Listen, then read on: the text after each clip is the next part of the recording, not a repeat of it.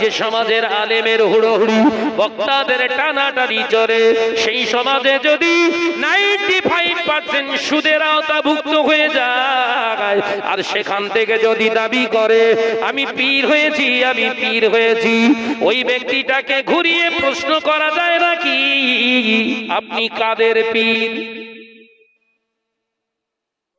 আসবে না, কথা বলে না। সমাজে 95% সুদখোর যদি হয়, আপনি যদি পীর হন, তাহলে আপনি কাদের পীর বলতে হবে? অ্যানসার যেই সেই দিচ্ছে, সুদখোরের পীর। এটা তো সত্য, কথা বলছেন না কেন? মুজাদ্দিদুজ্জামান পীর হয়েছিলেন। মুজাদ্দিদুজ্জামানকে আমির শরিয়ত বলা হয়, মুজাদ্দিদুজ্জামানকে কুতুবুল ইরশাদ বলা হয়, কুতুবুল আলাম বলা হয়। মুজাদ্দিদুজ্জামানকে আল্লাহ তাআলা মাহিয়ে সুন্নাহ বানিয়েছিলেন। এ নওজওয়ানেরা, কালসারা মুসলমান ভাই ও বাবাজিরা, মুজাদ্দিদুজ্জামান দেখেছিলেন সমাজে 10% সুদখোরের উন্মাদ বেড়েছে। মুসলমানদের ভিতরে 10% মুসলমান সুদের আওতাভুক্ত হয়ে গিয়েছে। মুজাদ্দিদুজ্জামান সঙ্গে সঙ্গে আলেম ওলামাদের নিয়ে বৈঠক করেছিলেন দরবারে ফুরফুরা শরীফে। সালটা হলো 1936 সাল, বাংলা 1936 সালে। মুজাদ্দিদুজ্জামান সমস্ত মুরিদদেরকে, খলিফাদেরকে ডেকেছিলেন, ওয়াইজিনদেরকে ডেকেছিলেন। ও আল্লাহর আলেম বান্দারা, আল্লাহ নবী আপনাদের সম্পর্কে জানিয়েছে, আল উলামা ওয়ারাসাতুল আম্বিয়া, আলেমরা হলো নবীর উত্তরসূরি। আবার নবী মক্কা জমিনে যখন এসেছিলেন, মক্কার জমিনে জেনা ছিল, মক্কার জমিনে সুদ ছিল, মক্কার জমিনে মেরে নেওয়া কেড়ে নেওয়া ছিল, মক্কার জমিনে হিংসা প্রতিহিংসা ছিল। ও আল্লাহর আলেম বান্দারা, আমি আবু বকর দেখতে পাচ্ছি এই বাংলার জমিনে মুসলমানেরা 10% সুদের আওতাভুক্ত হয়ে গিয়েছে। এদেরকে যদি বাঁচানো না যায়, এদেরকে যদি ফিরিয়ে আনা না যায়, কিয়ামতের দিন ধরা পড়ে যাব। আল্লাহ নবী আমাদেরকে বড় মহব্বত করে জানিয়েছে, আমরা নবীর গোলাম ওয়ারিস, আমরা নবীর হলো উত্তরসূরি।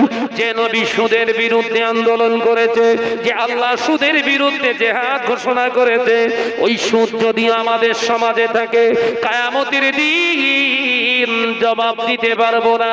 ও আল্লাহর আলেম বান্দারা, এবারে আপনারা যেখানে যাবেন ওয়াজ নসিহতের জন্য, আমি আবু বকর আপনাদের কাছে দাবি জানাই, আপনারা সকলে সুদের বিরুদ্ধে ওয়াজ করুন। বিনিময়ে যদি কেউ না দাওয়াত দেয়, আল্লাহ রিজেকের মালিক, আল্লাহ আমাদেরকে দেখবে। ও আল্লাহর আলেম বান্দারা, আমি আবু বকরের সঙ্গে কথা দাও। সমস্ত আলেমেরা কথা দিয়েছিলেন, হুজুর এবার যেখানে আমরা ওয়াজ নসিহত করতে যাব, সুদখোরের বিরুদ্ধে, সুদের বিরুদ্ধে আমাদের ওয়াজ নসিহত হবে। 1936 সাল থেকে একটানা 3 বছর ওয়াজ নসিহত করলেন।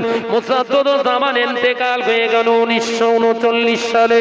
হুজুরের ইন্তেকালের পরে হুজুরের খলিফারা আল্লামা নিসারউদ্দিন রাহমাতুল্লাহ আলাইহি, যাকে বাংলাদেশের সারজিনার পীর সাহেব বলা হয়, আল্লামা বড় মাওলানা রুহুল আমিন সাহেব রাহমাতুল্লাহ আলাইহি, ডক্টর শহীদুল্লাহ, আল্লামা আব্দুল আজিজ সাহেব কনকপুরী রাহমাতুল্লাহ আলাইহি, আল্লামা আব্দুল জব্বার সাহেব রাহমাতুল্লাহ আলাইহি, আল্লামা আব্দুল উসমান গানি রাহমাতুল্লাহ আলাইহি, আল্লামা শাহ সুফি হযরত আব্দুল মোমেন সাহেব রাহমাতুল্লাহ আলাইহি, হযরত আব্দুল মাহমুদ ফারুকী রাহমাতুল্লাহ আলাইহি, সবাই মিলে গোটা বাংলায় সমীক্ষা চালিয়ে বলেছিলেন, হুজুর যে 10% মুসলমানরা সুদের আওতাভুক্ত হয়েছিলেন, এই 3 বছরের খেদমত করে আমরা আলেমেরা ফল পেয়েছি। 10% সুদখোর থেকে কমে গিয়ে আর মাত্র 3% সুদখোর সমাজে আছে।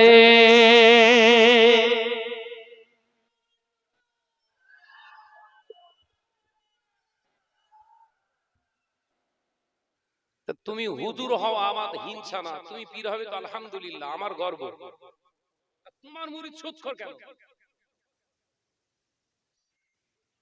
তুমি তো হারামখোরের পীর। কথা বলে না। আমার কি কথাটা ভুল না ঠিক? এই জোরে বলেন। তোমার উচিত ছিল দাদা পীর রহমাতুল্লাহ আলাইহির মতো কঠোর মনোভাবাপন্ন নীতির উপরে দাঁড়িয়ে থাকা। তুমি নমনীয়তা দেখাচ্ছ কার সঙ্গে? হারামখোরের সঙ্গে। নমনীয়তা অবলম্বন করতে হয় কাদের সঙ্গে? বেধর্মী অমুসলিম ভাইদের সঙ্গে।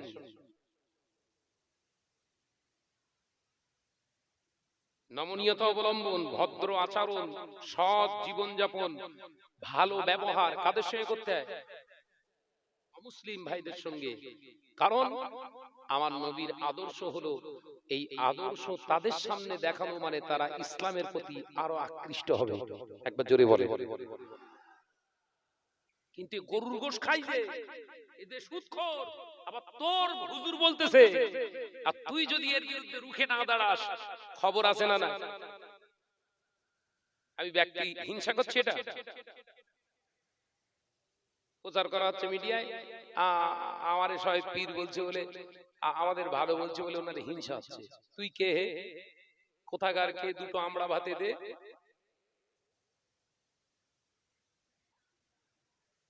ভাই আমি নাম টাম করছি নাকি?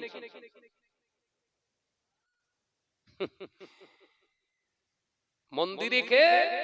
আমি কলা খাইনি, ওয়াজ করছি হারামখোরের বিরুদ্ধে, আর হুজুর বলছে আমার বলে।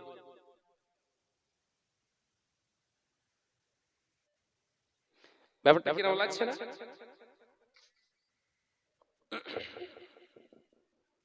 ये हाल तेरा चाल है, मकसूद तो तेरा माल है। ये हाल तेरा चाल है, मकसूद तो तेरा माल है, लाखों को गुमराह बना दिया।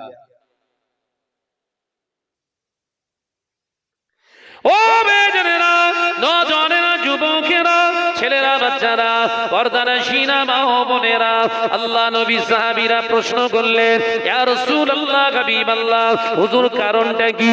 আল্লাহ নবী জানি বললেন, ওয়ালির রিবা ওয়া মাসাবিরা, আমার উম্মতেরা নামাজ পড়বে, রোজা করবে, হজ করবে, যাকাত দেবে, কুরবানি করবে, বড় বড় মসজিদ বানাবে, বড় বড় তারা কুরবানি দেবে।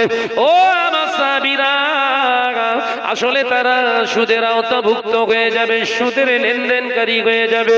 সুদ যে ব্যক্তি খায়, সুদ যে ব্যক্তি দেয়, একই গুনার অন্তর্ভুক্ত।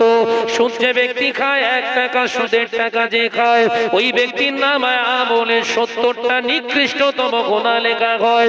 70টা নিকৃষ্টতম গুনার ভিতরে সর্বনিম্ন গুনাহ, ছোট গুনাহ হলো গর্ভধারিণী মা, জনম দুঃখিনী মা, সেই মায়ের সঙ্গে 36 বার জেনা করলে যে গুনাহ হয়, সুদ খানেওয়ালা, সুদ দেনেওয়ালা নামায় আমলে সেই গুনাহ লেখা হয়। জোরে বলুন নাউজুবিল্লাহ।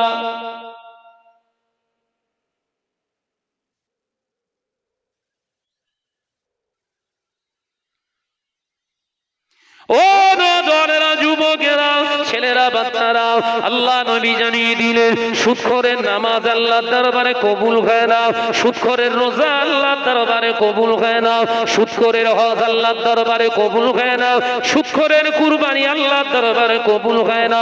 সুদখোর যদি বিনা তওবায় মারা যায়, কিয়ামত পর্যন্ত কবরের আযাব বন্ধ হবে না। সেই সুদখোরের সংখ্যা পার্সেন্টেজ কত? এই পার্সেন্টেজ কত?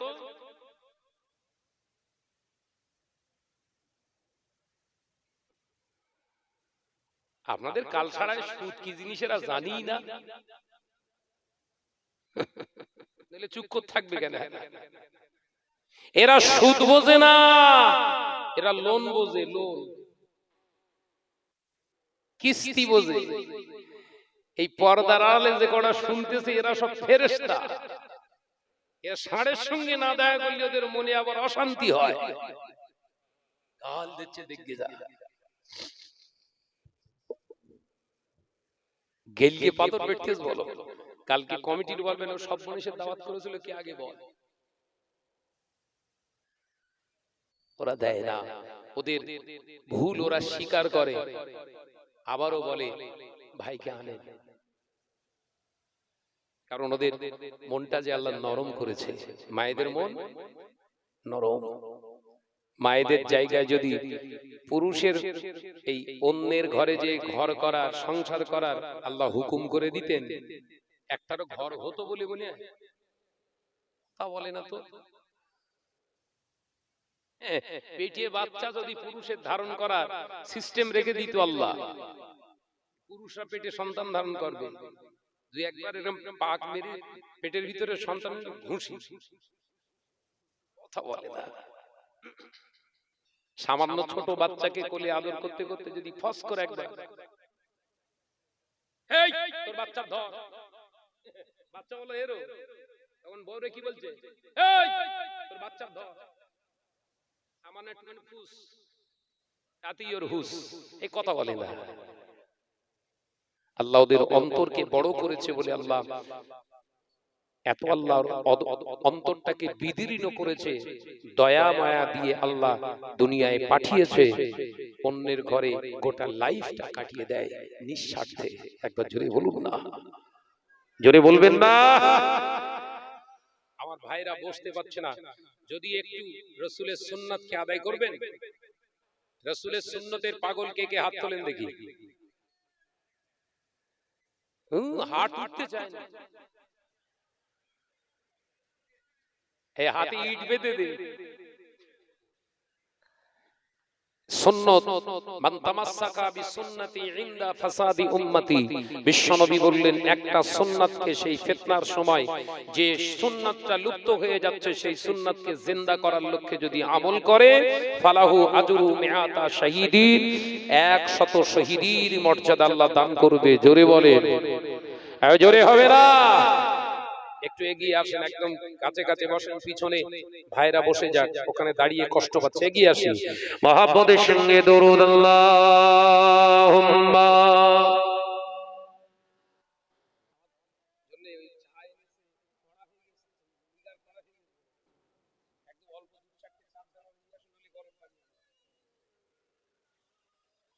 ওই যে আগে আসতে বলেছি, দরুদ শরীফের আওয়াজও হাওয়া হয়ে গেছে।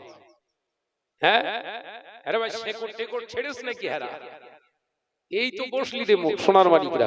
এগিয়ে আসে ভাইরা, ঢুকে যান ভিতরে। মহব্বতের সঙ্গে দরুদ আল্লাহুম্মা।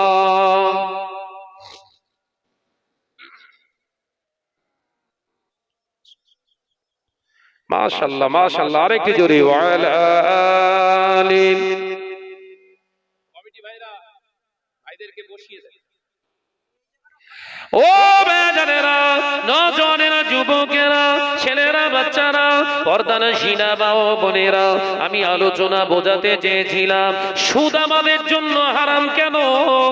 আমি শুধু আপনাদের হারাম বলে চলে যাব না, আল্লাহ কোরআনে জানিয়ে দিয়েছে সুদ মুমিনদের জন্য আল্লাহ পাক হারাম করে দিয়েছে। তার কারণটা কি, এর পার্শ্ব প্রতিক্রিয়া কি, এর সাইড এফেক্ট কি আছে, একটু জেনে নিন, শুনে নিন।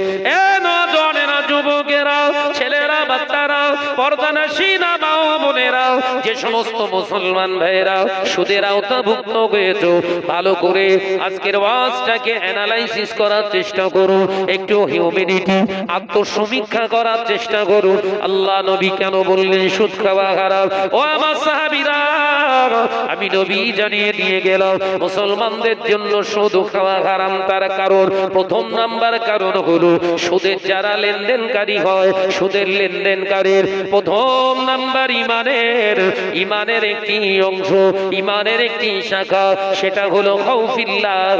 সুদের আওতাভুক্ত যারা হয়, শুধু যে দেয়, সুদ যে নেয়, এই সুদের আমদানি রপ্তানি করার কারণে ওর ভিতর থেকে আল্লাহর ভয়টা শেষ হয়ে যায়।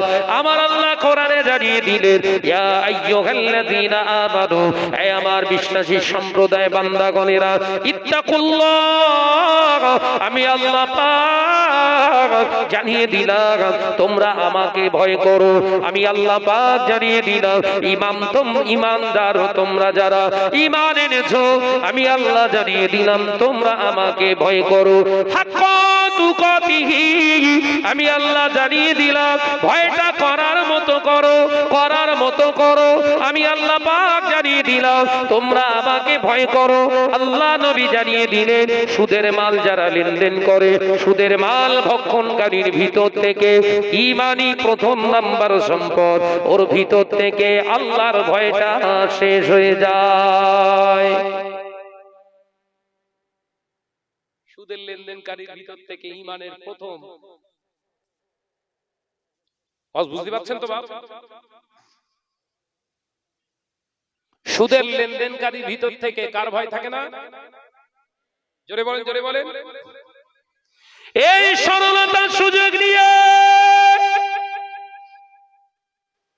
বান্দা বান্দির ভিতরে যখন আল্লাহর ভয় না থাকে, এই সরলতার সুযোগ নিয়ে শয়তান মরণের ভয় ওর ভিতরে ঢুকিয়ে দেয়। নবী আমার জানান, ও আমার সাহাবীরা শুনে রেখে দাও, জেনে রেখে দাও, যারা ঈমানদার হয় মরণকে তারা কোনোদিন ভয় পায় না। যারা মুসলমান হয় তারা কখনো মরণকে ভয় পায় না, কারণ মরণটা হলো ঈমানদারের জন্য শ্রেষ্ঠ একটি নিয়ামত। আর ঈমানদার না হওয়ার কারণে কার ভয় থাকবে? বলেন বলেন। মরণের ভয় করবে গো। আমি ওয়াজ নসিহত এইভাবে করি বলে বহু জায়গাতে হুমকি খাই বলো। আমার ভাই বলছিল একটা কেটে টুকরো টুকরো করবে বলছিল, ওই রকম হুমকি আমারও আসে। আমি হেসে বলি, কোন রাস্তাতে গেলে সুবিধা হয় বলিস। কারণ আমি কোরআন পড়েছি, আল্লাহর কোরআনে আল্লাহ জানিয়ে দিলেন ওয়ালা তাকুলু লিমান ইউকতালু ফিস সাবিলিল্লাহি আমওয়াত বাল আহইয়া ওয়ালাকিন লা তাশউরুন।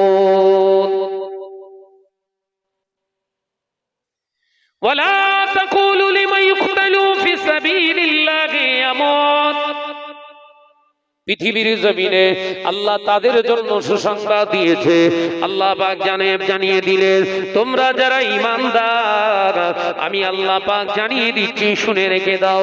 ওয়ালা তাকুলু, আমি আল্লাহ পাক জানিয়ে দিলাম তোমরা বলো না, তোমরা বলো না লিমান ইউকতালু ফিস সাবিলিল্লাহি আমওয়াত, যারা আমি আল্লাহ আমার জন্য দুনিয়া ছেড়েছে, আমার দ্বীনের জন্য যারা জীবন দিয়েছে, আমার ইসলামের জন্য যারা আত্মসম্মান বিসর্জন দিয়েছে, এক কথায় যারা দুনিয়া ছেড়ে চলে এসেছে আমার জন্য, ওরা মারা গেছে কথা বলো না।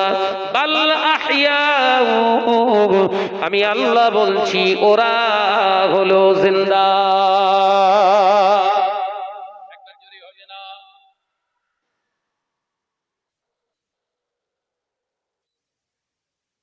দুনিয়ার জমিনে যারা আল্লাহর জন্য দুনিয়া ছেড়েছে ওরা মারা গেছে, আল্লাহ বলছে এ কথা তোমরা বলো না, ওরা মরিনি।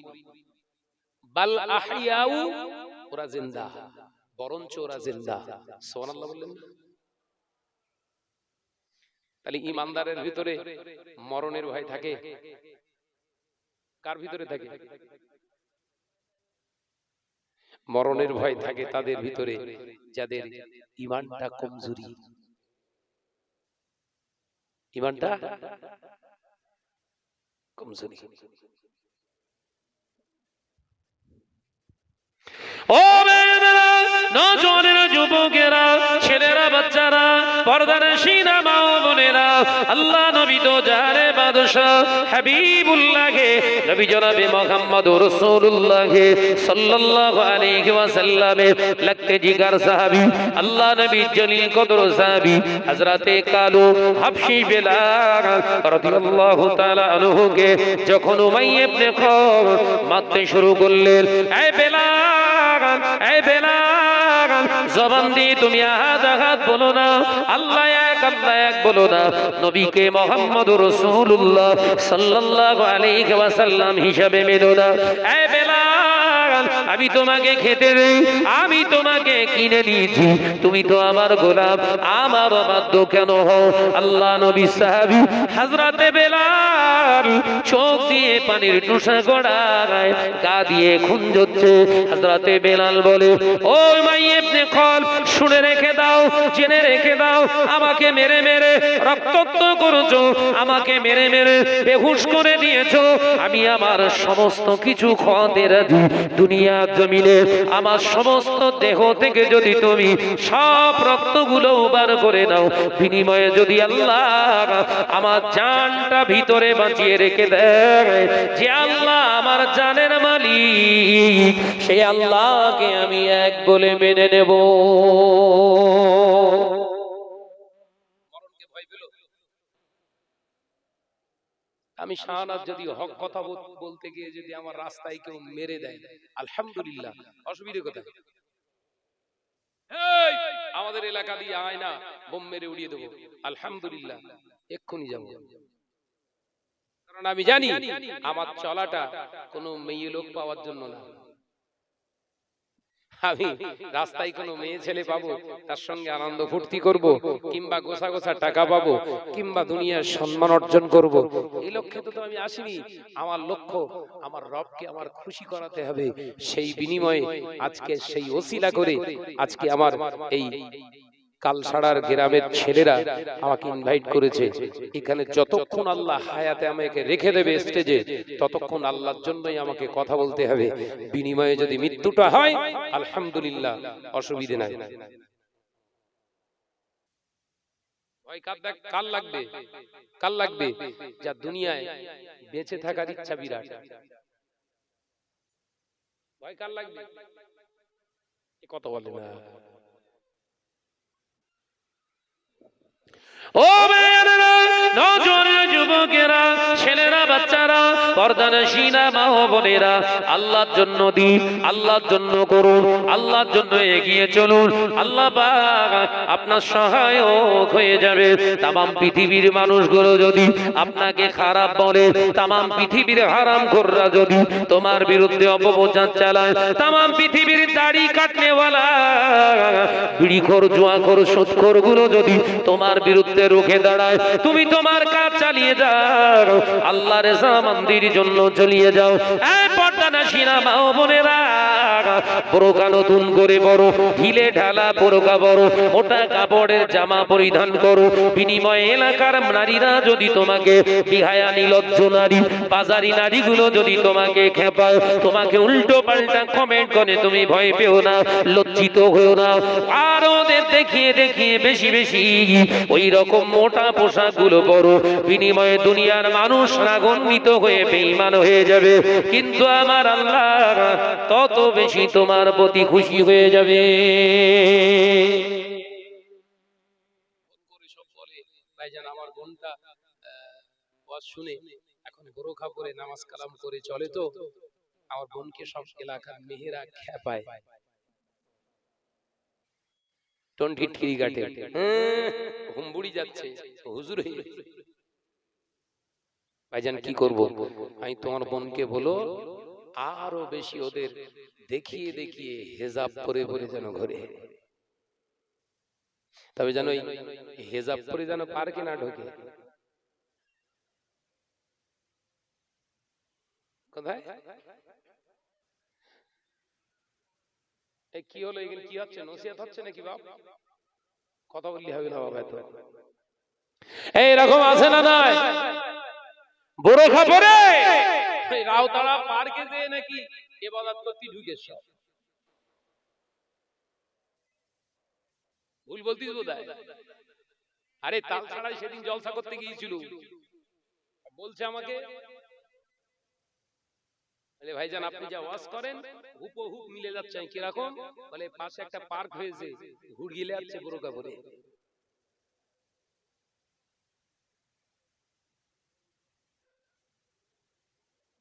अभी तो शुरू हुआ और भी बाकी है। রাস্তাঘাটে কুকুরের মতো জিনা ব্যভিচার করবে, দিন আসছে। ওপেনিং। ও ছেলেরা বাচ্চারা পর্দার শিনা মা ও বোনেরা আল্লাহ নবী জানিয়ে দিলেন ও বাবা সাহাবীরা আমি নবী জানিয়ে দিলাম সুদের সাইড এফেক্ট আল্লাহ নবীর হাদিসকে সামনে নিয়ে মুফাসসির আপনার মুহাদ্দিসিনগণ জানিয়ে দিলেন দ্বিতীয় নাম্বার সুদের সাইড এফেক্ট হলো সুদের টাকা যারা নেয় সুদের টাকা যারা খায় ঈমানের দ্বিতীয় স্তম্ভ ইমামের দ্বিতীয় অঙ্গ ঈমানের দ্বিতীয় অঙ্গ আল হায়াউ শুবাতুম মিনাল ঈমান লজ্জা হলো ঈমানের একটি শাখা ও বাবা সাহাবীরা সুদের টাকা যারা খায় সুদের লেনদেনকারীর ভিতরে লজ্জা বলে কিছুই পাবে না সুদের টাকা লেনদেনকারীর ভিতরে কি থাকবে না হায়া হায়া লজ্জা লজ্জা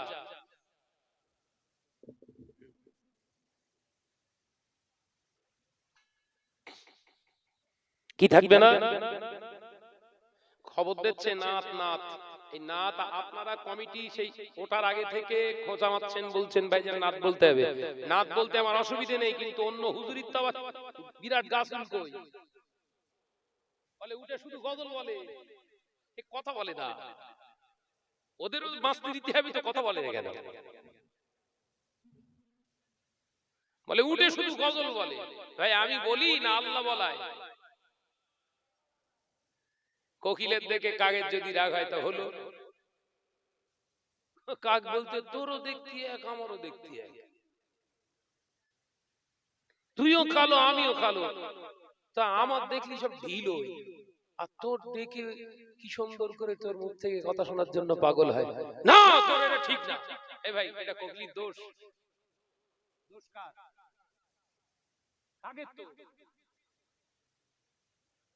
হিংসা হয় শাহনাজ স্টেজে উঠলি মানুষ সব পাগলের মতো এঙ্কর বসে থাকে কোরআন দেখে দেখে ওয়াজ করছি আমি হাদিস দেখে দেখে ওয়াজ করছি কেউ শুনতে চায় না চারজন বসে রে সামনে এনে হবে কেন আমি এত বড় মনীষা তুই নিজে অত ভাবলি হবে আল্লাহ হয়তো তোর পছন্দ করে না কেন আল্লাহকে দোষারোপ করছিস ভাইরা আবার এই সংবাদ পাঠিয়েছে গজল হবে গজল আপনারা কি বলছেন কি সর্বনাশ মুরব্বি কি হবে নাত হবে এই মুরব্বি যে কজন আছেন হাত তোলেন আপনারা এই জন ছেলেরা তুলবেন এই গজল হবে হাত তোলেন মুরব্বি দেখি এই তোরা সব মুরব্বি আর একটু ওয়াজ করি তারপরে হবে হ্যাঁ মহব্বতের সঙ্গে দরুদ আল্লাহুম্মা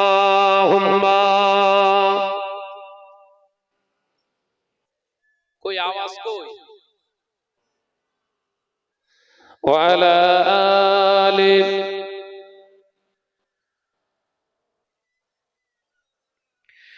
ওই পাহাড়কে যদি পোষণ করো সৃজন করেছে কে তোমাকে ভাষাহীনা এক জবাব পাবে আমার প্রভু সে যে আল্লাহ মহান ওই সাগরকে যদি পোষণ করো সৃজন করেছে কে তোমাকে ঢেউয়ে ঢেউয়ে তার জবাব পাবে আমার প্রভু সে যে আল্লাহ মহান জোরে হবে না ওই পাহাড় বলো নদী সাগর বলো সবই যে তোমার দয়ায় পুরাণ ওই পাহাড় বলো নদী সাগর বলো সবই যে তোমার দয়ায় পুরাণ সে যে আল্লাহ মহান আল্লাহ আল্লাহ মহান আল্লাহ জোরে হলো কোথায় আর জোরে হবে না ওই পাহাড়কে যদি পোষণ করো সৃজন করেছে কে তোমাকে ভাষাহীনা এক জবাব পাবে আমার প্রভু সে যে আল্লাহ মহান লা ইলাহা ইল্লাল্লাহ জোরে জোরে লা ইলাহা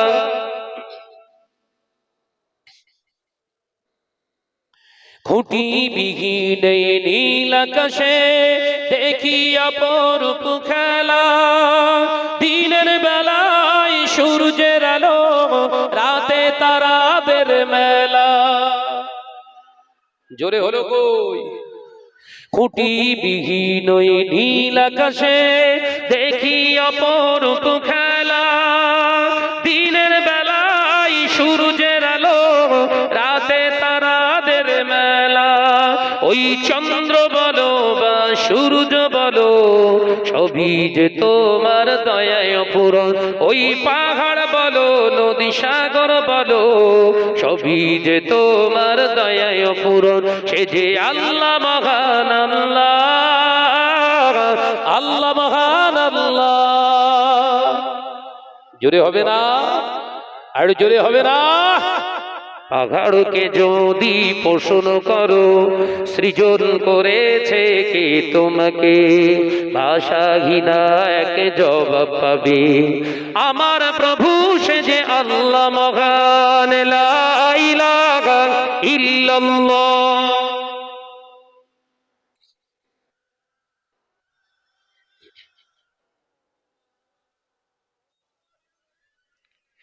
সৃজন করেছ এই ধরনী, দিয়েছ কত শতনে আমার, তোমার হাতের এক ইশারায় হয়ে যাবে কিয়ামত।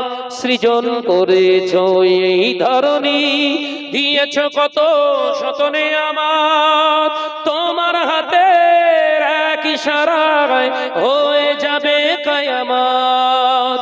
এই ধরনী বলো বা পৃথিবী বলো, সবই যে তোমার দয়ায় অপূরণ।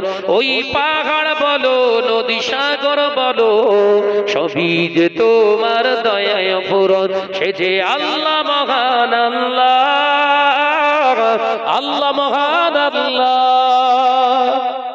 জোরে হবে না? নারে তাকবীর, নারে তাকবীর। সিলসিলা হক মুসাদ্দাদুজ জামান, সিলসিলা হক মুসাদ্দাদুজ জামান।